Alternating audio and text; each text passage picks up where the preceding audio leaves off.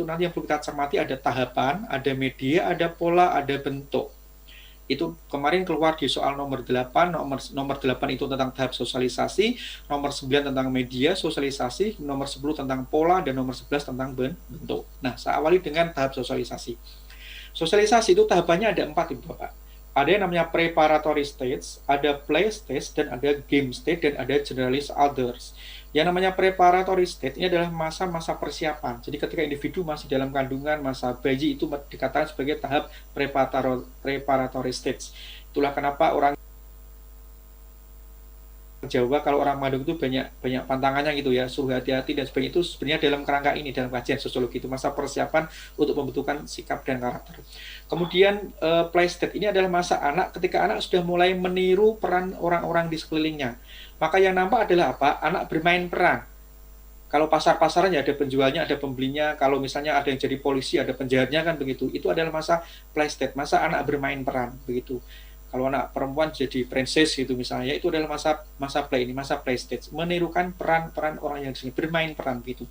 Jangan yang game state ini adalah masa remaja.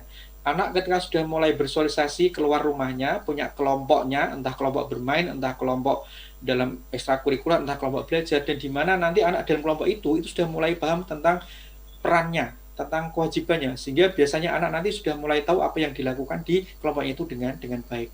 Dan tahapan yang terakhir adalah tahapan generalist others, artinya ini tahapan orang dewasa, tahapan kita, tahapan ketika individu sudah tahu, sadar betul tentang tugas dan kewajibannya sebagai anggota masyarakat. Itu mengenai tahap sosialisasi. Sedangkan media sosialisasi, Ibu Bapak, media sosialisasi itu ada kaitannya dengan bentuk sosialisasi. Bentuk sosialisasi itu ada dua, Bapak, bentuk primer dan sekunder. Bentuk primer itu ada di lingkungan keluarga, yang bentuk sekunder itu yang ada di luar lingkungan keluarga. Maka kemudian muncullah yang namanya media sosialisasi. Ada media sosialisasi primer dan ada media sosialisasi sekunder. Media sosialisasi primer itu adalah ada di lingkungan keluarganya, ada 1. Sedangkan yang media sosialisasi sekunder itu ada 4, Ibu Bapak, yaitu di lingkungan sekolah, di lingkungan kerja, teman bermain atau teman sebaya, dan media massa. Maka lingkungan kerja kita ini pasti akan mempengaruhi sikap perilaku kita dalam kehidupan kita sehari-hari, terutama di lingkungan kerja kita. Dan yang perlu kita pahami, Bapak, bahwa masing-masing media ini memiliki perannya sendiri. Keluarga memiliki peran sendiri, sekolah memiliki peran sendiri, termasuk dunia kerja. Kemarin yang di soal yang ditanyakan adalah peran media sosialisasi di lingkungan dunia kerja, kan seperti itu. Nah, sedangkan di lingkungan keluarga dikenal ada pola sosialisasi. Pola sosialisasi itu adalah kebiasaan gitu yang dilakukan oleh orang tua untuk mendidik, untuk mengajar, untuk mendidik, menanamkan karakter anaknya di lingkungan keluarga. Nah, pola sosialisasi di lingkungan keluarga itu ada 2, Bapak, yang dikenal dengan pola represif dan pola partisipatif. Kalau pola represif ini ciri utamanya adalah orang tua itu mendominasi, anak tidak terlalu dengarkan keinginannya, dan komunikasi berlaku satu arah. Sedangkan yang partisipatif ini orang tua nggak terlalu mendominasi, anak didengarkan keinginannya, kemudian reward and punishment yang diberikan anak itu berimbang, kemudian komunikasi berlaku dua arah antara anak dengan orang tuanya. Itu, Bapak, berkaitan dengan sosialisasi tahap media, pola, dan bentuknya. Nah, nomor selanjutnya, Ibu Bapak, nomor 12 sampai dengan nomor 15, itu berkaitan dengan kehidupan masyarakat majemuk atau masyarakat multikultural, yaitu masyarakat yang Indonesia banget, kan begitu. Nah, kalau kita berbicara tentang masyarakat majemuk atau masyarakat multikultural, maka tadi satu hal yang perlu kita pahamkan tadi adalah tentang adanya integrasi sosial, Ibu Bapak. Kita semua sudah sepakat, kita ingin hidup di dalam masyarakat yang majemuk, masyarakat yang beraneka ragam. Maka kalau berbicara tentang bentuk integrasi dalam masyarakat majemuk, itu ada 3, yaitu bentuk integrasi yang normatif, integrasi fungsional, dan integrasi yang koersif. Integrasi yang normatif dan fungsional ini yang baik, Ibu Bapak, yang cocok dengan kehidupan masyarakat kita, dan itu yang sudah kita jalankan dalam kehidupan masyarakat Indonesia. Integrasi normatif itu integrasi yang diikat dengan adanya semacam konsensus, kesepakatan bersama begitu. Seperti kita ingin hidup dalam keanekaragaman, baik beda suku, agama, ras, dan sebagainya. Apa yang mengikat adalah setidaknya ada semboyan Bhinneka Tunggal Ika, unity in diversity. Kita ingin beraneka ragam, tapi kita tetap ingin satu. Sedangkan yang integrasi fungsional itu adalah integrasi yang justru kelompok masyarakat yang berbeda-beda ini justru saling melengkapi, saling komplementer. Misalnya orang Bugis itu ada pelayar andal, nelayan andal gitu ya. Sedangkan orang Minang adalah perantau yang luar biasa. Orang Jawa apa, misalnya orang Batak apa. Nah, kelebihan-kelebihan ini yang merupakan spesifikasi dari kelompok masyarakat majemuk tadi itu saling melengkapi sehingga itu menjadi satu kesatuan yang utuh.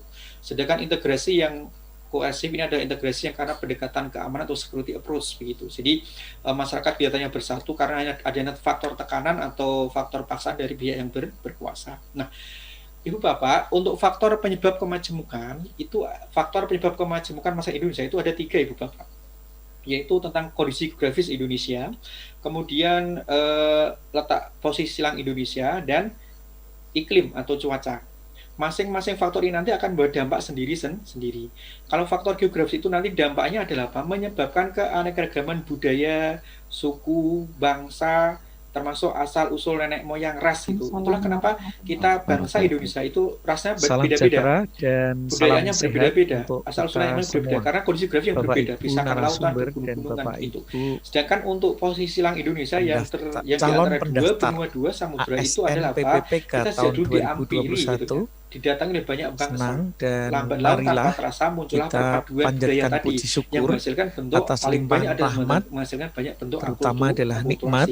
Maka di masyarakat kita itu banyak nikmat sekali yang saya maksud adalah nikmat sempat dan nikmat sehat sehingga kita bisa mengikuti program bimbingan untuk zona 1 berdampak pada banyaknya mata pencaharian masyarakat Indonesia yang curah hujannya banyak, bersawah, bertani pun nanti pun macam-macam pertanian, ada yang petani kebun, ada yang petani sawah, ladang, dan yang lain, ada yang jadi peternak begitu. Itu adalah faktor penyebab kemajemukan masyarakat Indonesia. Ada 3, yaitu kondisi geografis, posisi silang, dan faktor iklim atau cuaca. Sedangkan yang berikutnya Ibu Bapak, yang paling penting adalah dalam kehidupan masyarakat majemuk atau multikultural adalah ada paham, sikap, perilaku yang perlu dikembangkan, dan ada paham, sikap, perilaku yang perlu dihindari. Intinya sama Ibu Bapak, seperti integrasi tadi, bahwa paham, sikap, perilaku yang baik inilah yang perlu dikembangkan dalam kehidupan masyarakat majemuk. Contohnya adalah sikap toleransi, sikap simpati, empati, inklusif atau terbuka. Itu contohnya. Sedangkan paham atau sikap perilaku yang perlu dihindari dalam kehidupan masyarakat majemuk adalah sikap perilaku paham yang tidak baik. Contohnya adalah eksklusif, tertutup, sehingga memisahkan diri dari kelompok masyarakat yang lain. Kemudian adalah sikap yang namanya primordialisme, menganggap ikatan-ikatan sosialnya yang paling bagus, yang paling utama, kelompoknya yang paling bagus, yang paling utama, sukunya yang paling bagus, paling utama, sehingga nanti akan menganggap rendah yang lainnya. Dan ada juga etnosentrisme, mengukur baik budaya kelompok masyarakat lain berdasarkan ukuran budaya kita sendiri, sehingga kita selalu beranggapan budaya kita yang paling jos, yang paling oke, yang paling jempolan, kan begitu, yang lainnya itu jelek-jelek, begitu, direndahkan. Dan ada lagi yang namanya stereotip etnik. Itu stereotip etnik itu adalah memberikan cap atau stigma itu ya, stigma yang tidak baik kepada kelompok masyarakat yang lain. Itu adalah contoh paham sikap perilaku yang perlu dikembangkan dalam kehidupan masyarakat majemuk dan paham sikap perilaku yang perlu dihindari dalam kehidupan masyarakat majemuk. Contohnya kemarin muncul di soal. Sedangkan yang ke-15 Ibu Bapak di soal nomor 15 kemarin itu adalah berkaitan dengan konfigurasi masyarakat majemuk. Artinya apa? Masyarakat majemuk atau masyarakat multikultural jika diteropong begitu ya, jika dilihat begitu potretnya itu ada 4. Yang namanya dominasi mayoritas, kemudian dominasi minoritas, kemudian kompetisi seimbang, dan fragmentasi. Perbedaannya apa, Bu Bapak? Kalau masyarakat majemuk dalam konfigurasi dominasi mayoritas itu ada kelompok yang jumlahnya banyak dominasi, sedangkan yang dominasi minoritas ini justru kelompok masyarakatnya kecil, kelompok jumlahnya kecil ini justru malah yang mendominasi. Sedangkan yang kompetisi seimbang itu kelompok itu nggak ada yang mendominasi, nggak ada yang didominasi karena kekuatannya berimbang. Dengan fragmentasinya adalah kelompok masyarakat majemuk yang masyarakat majemuk.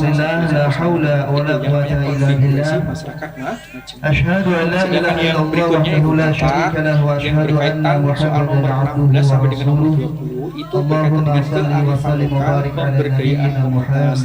Ini tadi yang saya katakan Ibu Bapak, ini adalah pola pembangunan yang dikembangkan bangsa masyarakat Indonesia, pemerintah Indonesia sekarang dengan adanya otonomi daerah adalah pembangunan yang berbasis kemampuan atau potensi masyarakat setempat. Sehingga sekarang kalau di dunia wisata itu kalau dibentuklah kelompok-kelompok sadar wisata itu sebenarnya ini mengembangkan potensi sakit tuh gitu. Nah, kenapa begitu Bapak? Kalau kita bicara tentang kearifan populnya biar lancar ya. Ada nilai-nilai lokal, pengetahuan lokal yang dimiliki masyarakat yang bersifat turun temurun. Jadi ikut tegang saya bagi. Dan ada dalam kurun waktu yang lama. Dan CPW calon pengantin wanita yaitu keluarga besar Bapak Sulaiman dan keluarga besar Bapak Sulaiman. Kemudian yang sama-sama kita hormati para tokoh masyarakat. Adalah tentang unsurnya. Ada 5 unsur kearifan. Ada pengetahuan lokal, ada nilai lokal, ada keterampilan lokal, ada hukum lokal dan ada juga pemerintah setempat yang baik RT, RW dan seterusnya, juga petugas dari kantor urusan agama yang sudah standby. Hujan dan musim kemarau itu menggunakan suara binatang garempung namanya. Kalau garempung ini sudah mulai berbunyi, ini pertanda musim kemarau sudah mulai datang. Atau arah angin dan sebagainya itu masuk pengetahuan lokal. KUA yang nikahin saya itu gelisah, yang ngaji lama gelisah. Nggak taunya dari situ ada janji lagi yang udah mepet loh.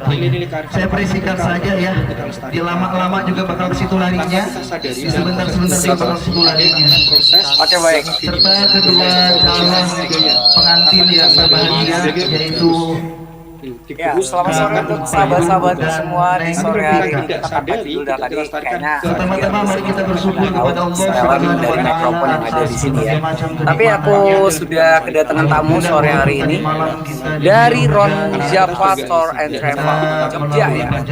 Bagaimana modulasi suara kita di sana? Apakah bisa diterima dengan baik? Ron Java, info dong. Biar kita enak, biar kita asik juga.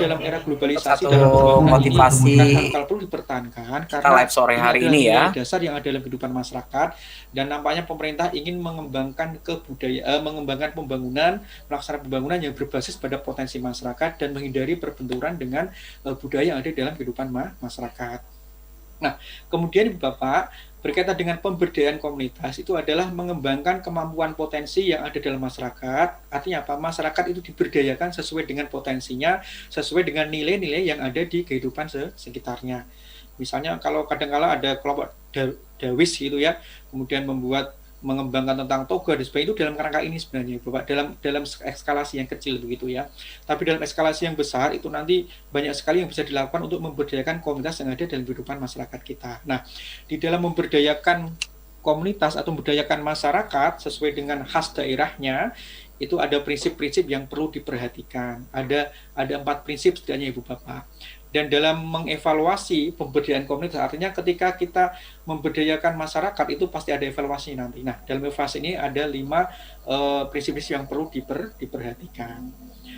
Ibu Bapak, sebagai penutup, sebagai closing, sekali lagi Ibu Bapak, barangkali yang saya sampaikan tidak terlalu detail, pastinya kurang untuk memahamkan Ibu Bapak berkaitan dengan konsep-konsep sosiokultural ini, tapi Bapak sekali lagi di dalam slide kami ini sudah kami sampaikan link yang bisa Ibu Bapak buka untuk Ibu Bapak pelajari kembali. Di link itu sudah ada soal yang kemarin 20 soal itu lengkap dengan pembahasannya secara detail. Barangkali yang saya sampaikan itu hanya menyasar atau mengenai bagian permukaannya saja Ibu Bapak, tapi harapan saya setidaknya akan bisa menambah wawasan Ibu Bapak kembali, membuka cakrawala Ibu Bapak tentang apa sih soal sosial kultural itu.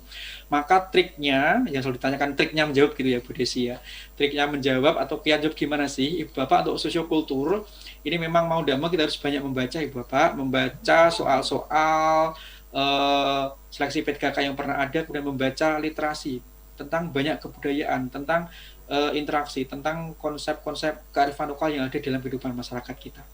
Demikian Bapak yang bisa saya sampaikan, tentunya sangat kurang untuk memuaskan panjenengan semuanya, kurang lebihnya mohon maaf, dan tentunya selalu teriring doa sukses untuk panjenengan semua bisa semua diterima dalam seleksi P3K tahun ini. Terima kasih, kurang lebihnya mohon maaf. Saya akhiri, wassalamualaikum warahmatullahi wabarakatuh. Terima kasih Pak Ismail. Pak Ismail, materi PPT-nya sudah ada di Pak Soleh, Pak? Nggih, sudah di panitia, Bapak. Nggih. Matur nuwun. Jadi nanti Pak Soleh akan bagikan kepada Bapak Ibu koordinator di kabupaten kota. Nggih. Nanti biar melalui grup yang ada di kabupaten kota diteruskan. Nggih. Termasuk pembahasannya komplit sudah ada di sana semua, Pak. Nggih. Matur nuwun. Ya. Kalau mengikuti penjelasan Pak Ismail, memang antara waktu sama kontennya itu enggak imbang ya Pak Ismail ya. Jadi nyuwun pangapunten Ibu dan Bapak peserta semuanya, karena kami melayani sekian banyak. Akhirnya itu Bu Desi dan Pak Ismail, setelah kita rekap terakhir pendaftar itu 66.200 orang. Jadi ya itu yang kemudian harus kita pecah dalam 24 zona, kemudian per hari Ibu dan Bapak harus menyaji mulai jam 8 sampai jam 15 sore. Jadi, mohon maaf kalau ada banyak kekurangan, tapi Ibu dan Bapak nanti materi-materi akan kita share di koordinator kabupaten kota, dan untuk bisa sampai kepada Ibu dan Bapak melalui grup yang ada di kabupaten kota. Kemudian jangan lupa Ibu dan Bapak juga bisa putar kembali YouTube-nya. Sebenarnya ada chat pertanyaan tadi, Mas Yudi, Mas Taufik, sebentar Mas. Nah ini dari Bu Mutia ini, coba ya. Saya Mutia Lutfi dari SLBN. Stop dulu Mas. Ya. Dari SLBN Brebes, saya mau tanya, selain tes 3 aspek yang meliputi, jangan di-scroll dulu. Mas Taufik. Ini, sebentar ya. 3 aspek yang meliputi tes bakat skolastik, manajerial, sosial kultural, ternyata ada tes wawancara dan kompetensi teknis. Di sini saya mau bertanya tentang kompetensi teknis. Itu untuk mapel bidang studi atau bagaimana? Oh iya, ya betul. Jadi Ibu dan Bapak peserta memang kami bagi tugas dengan PGRI Kabupaten Kota. Yang provinsi sajikan 4 kompetensi yang hari ini disajikan, skolastik, manajerial, kemudian sosio-kultural, kemudian yang satunya tips wawancara.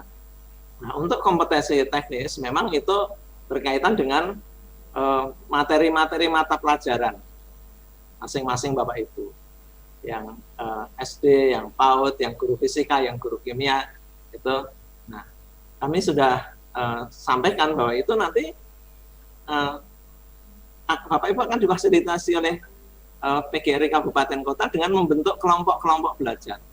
Sekiranya akan lebih efektif menggunakan konsep sinau bareng gitu Ibu dan Bapak ya. Karena apa? Karena luasnya apa yang harus kita pelajari dan hal-hal yang spesifik di mata pelajaran itu, yang sulit yang bagaimana itu perlu pemecahan bareng dengan konsep sinau bareng tadi.